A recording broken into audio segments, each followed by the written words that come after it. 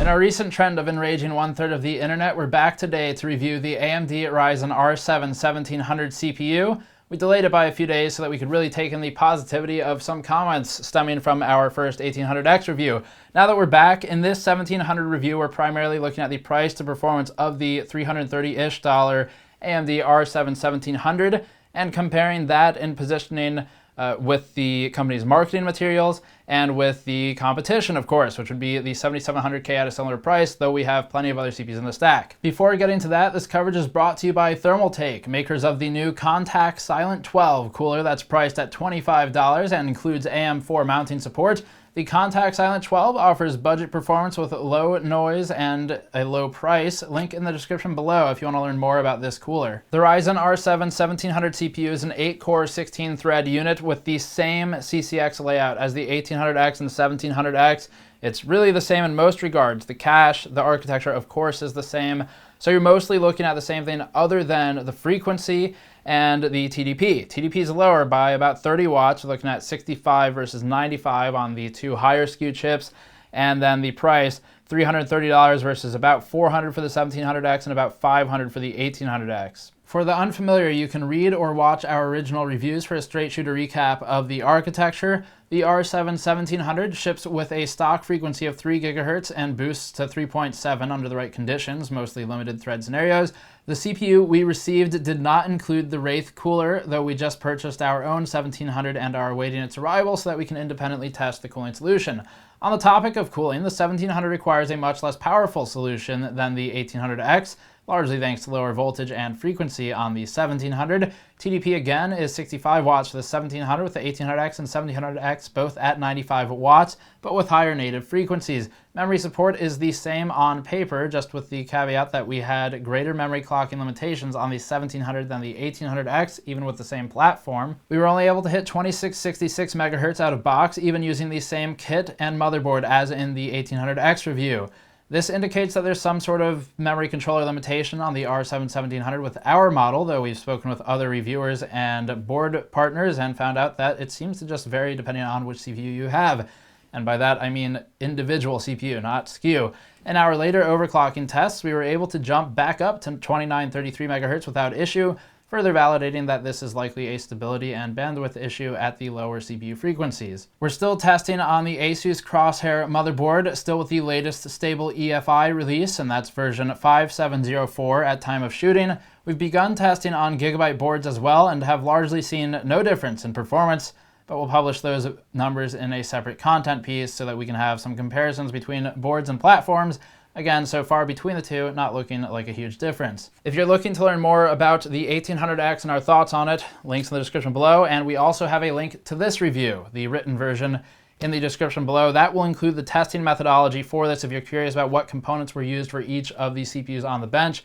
It's detailed there. We also have some thermal test notes there. Power, Blender, Premiere, gaming, all that stuff is detailed in the article. Starting first with temperature over time, we see temperatures drastically reduced versus the R7 1800X with both CPUs using our Kraken X62 at max fan and pump RPMs. The R7 1700 sustains a completely flat clock rate under load, other than one hitch, and the 1800X by comparison had some fluctuation, although small, during the torture testing. This is largely due to heat, and seen as the 1700 constantly sits below 50°C with this cooler, generally closer to 45, it's easy to see why clock fluctuations aren't happening on the R7 1700 SKU CPU.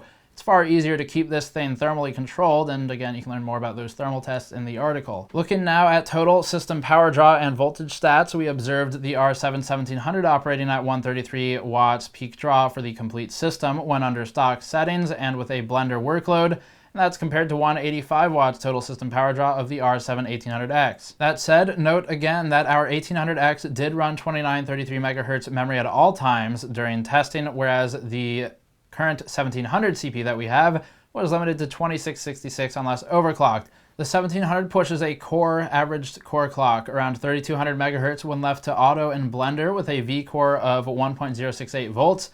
Cinebench single-threaded, we see power draw at 80 watts total system versus the compared total system power draw of 92 watts on the 1800X with CPU speed bouncing between 3200 and 3750 MHz.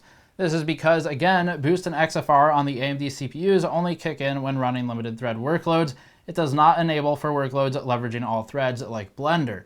Voltage is around 1.286 to 1.308 V-core for this particular test, with POV Ray rounding us out at 3750 MHz clock rate for a single-threaded run, with voltage stable at 1.286. This is lower than the 1800X, contributing to lower temperatures overall. We run our power tests in balanced mode for a few reasons, but the performance tests, that would be production, Blender, Premiere, and gaming, are run in performance mode. As explained in our first article, there is a limitation of performance because of some core parking issues when running in balanced, and so we run performance for the gaming and workload tests, and for power draw, voltage, things like that, we just decided to do balanced because really running performance in those looks a bit extreme in some cases.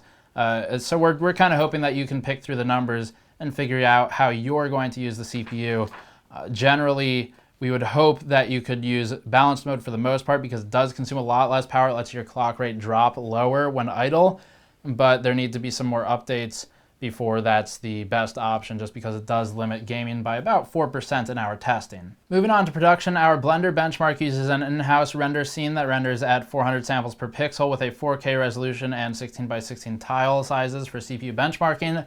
This scene is used across all CPUs we test and represents a real-world use case for a release candidate scene as created by GN's animator. As shown here, the R7 1700 stock SMT-enabled completes the scene in about 33 minutes. This is between the 7700K overclocked and the R7 1800X or 6900K stock CPUs.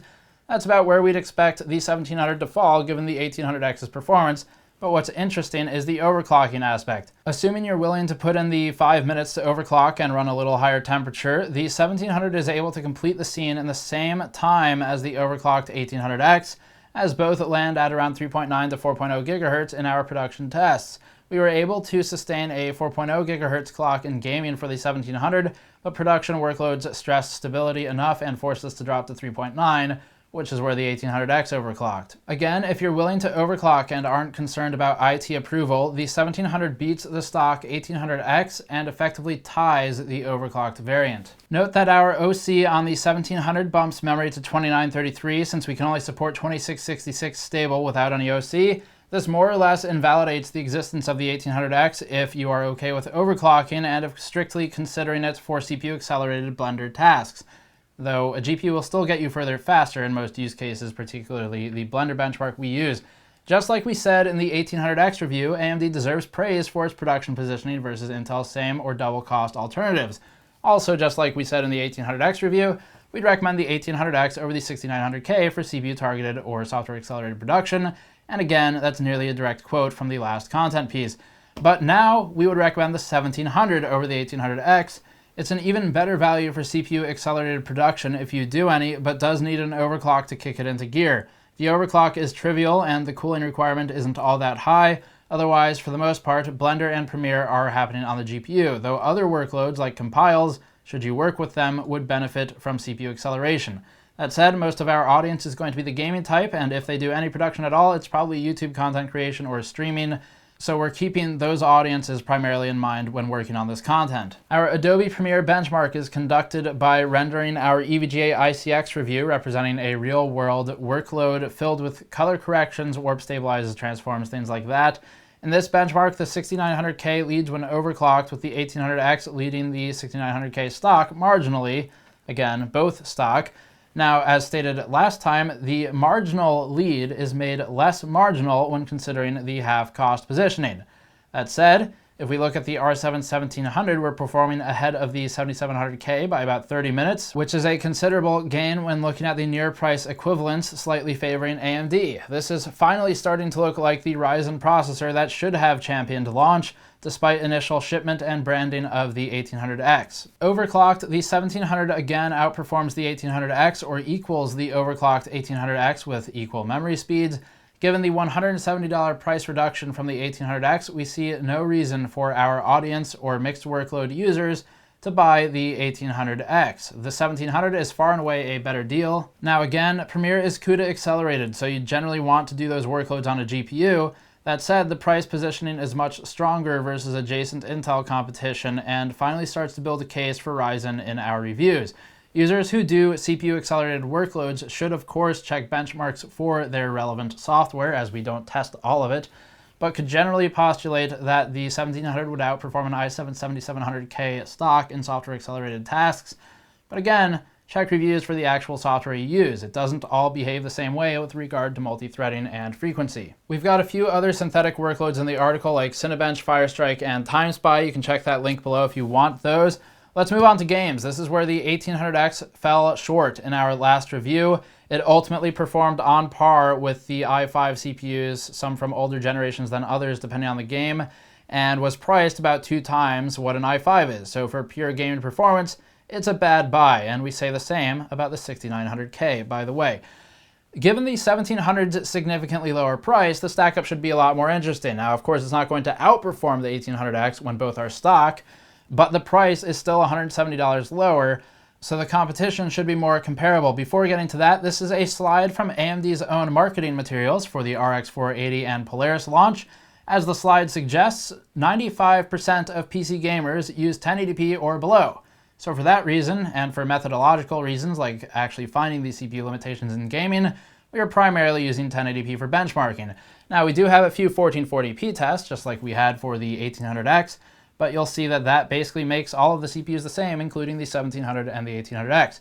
So based on this slide, most of the market is still on 1080p or below, as stated by AMD. As always, for full methodology, the link's in the description below. We're starting with Battlefield 1. In Battlefield 1, the AMD R7 1700 SMT on operates at around 129 FPS average, or 85 1% lows, with 68 FPS 0.1% lows. This is sandwiched between the i5 4690K stock and i5 3570K stock, all three of which have more or less identical lows with regard to user perception. Now again, that's not great price to performance for the 1700, but it is a whole lot easier to justify as a product than the 1800X for gaming, if we're looking at pure gaming workloads. We'll get to that more in the conclusion though. Overclocking the R7 1700 to 4.0 GHz, which was stable with games but not production on our model, and with an increased memory speed to 2933, the CPU is now outperforming the stock 1800X, or performing equally to the 1800X overclocked. The 1800X overclocked to 3.9 GHz was able to sustain a more stable clock rate, with the 1700 fluctuating more frequently, and so places higher in its low values at 109 and 94 versus 89 and 75 on the 1700. The higher sustained clock rate is primarily a benefit of the additional power throughput, higher voltage, and higher baseline of the 1800X. If you're okay with the higher frame times on the low end, higher frame times being a bad thing, the 1700 overclocked is clearly significantly better in value, because although higher frame times are not desirable, it's not a huge difference in this instance. The average frame rate is imperceptibly different as well, furthering the argument for the 1700 overclocked over the 1800X stock or overclocked. That makes the 1700 a whole lot better than the 1800X in terms of price to performance for gaming, but it's still on par with Intel i5 CPUs from last generation. Comparing against the i5 6600K, the 1700 stock performs measurably worse across all three metrics, but the perception isn't different, as we said last time. So despite lower values overall, you probably won't detect them as a user. One potential argument here is that the 1700 includes a stock cooler, so if you're okay with using that, it has some value, though we haven't tested it yet. We're waiting on our retail model to come in. And in theory, the motherboard should also be cheaper once the AM4 market saturates. We wouldn't recommend using any motherboard for overclocking because some of these VRMs are not that great, but keep an eye out on our channel and website for recommendations on which boards are okay for that. So between the boards and the stock cooler, that brings the price closer to an i5, but we're not quite there. We're close, but the significant gain is in production, and we absolutely would not recommend an i5 CPU for production rendering because the thread limitations are just too great. The 1700 helps fill that mixed workload gap where the 1800X fell short for gamers at its price last time. Let's move on to Total Warhammer. As a reminder, Total War Warhammer has some issues with measurement of 0.1% low values. The game is more variable in its output to begin with, but it's also a lot more sensitive to clock stability on CPUs given the CPU bottleneck. That's why it's a great CPU benchmark. It just so happens that overclocks will really show their limits here if you're on the border of instability, and the game is also just generally less reliable in its low-end frame latency. That stated, the results place the R7 1700 stock at about the i3 7350K performance range, sandwiched between the i5 2500K overclocked to 4.5 or if you prefer stock, the i3-6300 and the i3-7350K, again stock. It's measurably slower than the 1800X given the lower base and boost frequencies, and generally not that competitive in terms of price to performance for a pure gaming build. Of course, it's also got that production benefit that's much easier to justify for streaming and content creators at its price point. And we still don't recommend the 7350K at its price, just like we didn't when we reviewed it, but the point stands that the 1700 isn't all that impressive in terms of raw FPS throughput. The 1700 does have better 1% low values, which are a bit more measurably consistent in this game than its neighboring Intel CPUs, so that is an upshot. The overclocked variant is a lot more interesting, particularly because, again, this is a trivial overclock for our CPU. Your mileage may vary, but ours hits 4.0 easily for gaming workloads. The performance is now at 136 average with high sustained 1% values.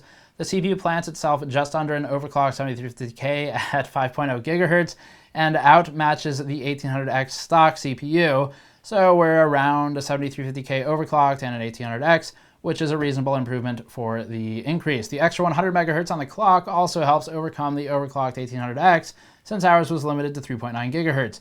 This again pushes the 1800X further out of recommendations for gaming builds, with the 1700 usurping any potential it had for most of our audience. We'll go ahead and highlight SMT off performance before moving on, for it does significantly improve overall throughput with this particular game, but we're not focusing on it as much as the initial review. Watch Dogs 2 is heavily multi-threaded, but does push more GPU load than in Total War Warhammer. Without an overclock, the stock R7 1700 performs ahead of the i5 6600K in average frame rate, matching the 1800X stock in its measurably but imperceptibly worse frame latencies. This performance puts the $330 R7 1700 under the $240 i5 7600K when both are stock, momentarily ignoring other cost factors in the build since we don't yet know how good that stock cooler is. Overclocking pushes the 1700 past the i5 7600K and close to the 7700K with hyperthreading off. Hyperthreading on, we see a big performance advantage for Intel's architecture and $340 7700K, which is now performing at 113 FPS average to AMD's 86 FPS average overclocked or 80 FPS average without the overclock. Regarding the 1800X, we're able to effectively match that CPU when overclocking the 1700, and we outperform the stock 1800X as expected. For a few more games, including Metro, Last Light, and GTA 5, they're in the article below as you'd probably guess, but we have two benchmarks from 1440p before moving on. Just like we included 1440p benchmarks in our previous content, we'll include them again here. Keep in mind that pushing more pixels inherently creates more load on the GPU, and with these higher settings, we're looking at a GPU bottleneck. That makes all CPUs look more or less equal, including AMD's own product stack. These charts are limited as we just added them specifically for the 1800X, and for actual CPU performance limitations, you'll want to look at those 1080p benchmarks as those give the best idea for raw performance and scaling within gaming as GPUs advance. Regardless, let's look at a few 1440p numbers. Following AMD's argument of representing CPUs at higher resolutions and thus introducing GPU bottlenecks, we see that the 1800X is effectively irrelevant as a gaming option when GPU limited, since the 1800X and 1700 produce results which are perceptibly equivalent. Again, this was AMD's suggestion, so following the path of imposing external bottlenecks, the 1700 is equal to an 1800X in gaming when bumping against the choke point, and with the 7700K outperforming both by about 10 FPS average and in low values. The 6900K, as it has been, remains bad value for anyone who only games. Now with Battlefield 1 at 1440p, we see again that the stock 1700 and stock 1800X are equal in performance, thanks to the imposition of that GPU limitation, with both slightly tailing the Intel CPUs. The AMD R7 1700 is priced in a way that makes it a lot better at the cost than the 1800X. In the case of the R7 1700, we see mixed workload use cases shine at the $330 price point, where the CPU definitely outperforms the 7700K in Premiere and Blender rendering tasks when CPU accelerated. If you're pushing renders to the CPU and doing some gaming, it's not a bad buy. It just depends on how much production you do versus how much gaming, or how much you care about hitting high refresh rates in games, in which case you'd clearly be better off with the 7700K if 144 Hz at 1080p is what you care about. This positioning further reinforces our stance on the 1800X. You are far better off buying an R7 1700 for about $330, or if you can find it without a cooler, even better, it might be a bit cheaper, and applying a 5-minute overclock with a half-decent cooler than buying the 1800X. You will net a better product in terms of price to performance and really perform about the same in gaming and in production as long as you are okay with overclocking, which isn't difficult with these, and sustaining that overclock for whatever lifespan of the system you are planning to use. It just means you need a halfway decent cooler, and you need a few minutes looking at guides to make sure you're applying correct voltages if voltage manual tuning is required, which you should generally do because auto often goes a bit overboard. So there's really no reason to buy an 1800X if you are okay with that scenario. Now, we'd normally assume that most folks aren't overclocking. That's generally my assumption, is we see a lot of people who pick something like a 7700K because it's the best, not necessarily overclocking it. So that may be the case here as well. But with a 1700, it is actually worth doing. It's not hard. It doesn't change really a whole lot versus Intel. If you're used to Intel overclocking, same concept. The only point of hesitation in saying this is future binning of these CPUs. We're not sure if the early 1700 models will OC higher or not, or if they're modified 1800X parts that retain the same headroom. Our sample overclocks to 3.9 or 4.0 depending on a workload, and that's what puts it on par with the 1800X, or outperforms it depending on how high the 1800X clocks. That also allows us to clock the memory higher, which is not great in the stock settings, so another point in favor of overclocking if yours is limited.